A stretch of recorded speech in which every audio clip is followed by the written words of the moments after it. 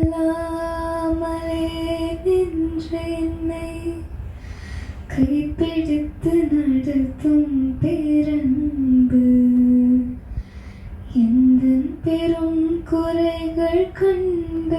பின்னும் நெஞ்சோடு சேர்க்கும் பேரன்பு ஒன்றுமில்லாமலே நின்ற என்னை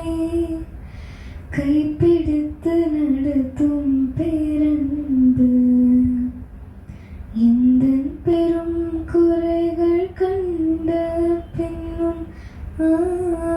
நெஞ்சோடு சேர்க்கும் பேரன்பு இந்த நல்ல தெய்வத்திற்கு நான் என்ன செய்து நன்றி சொல்லுவேன்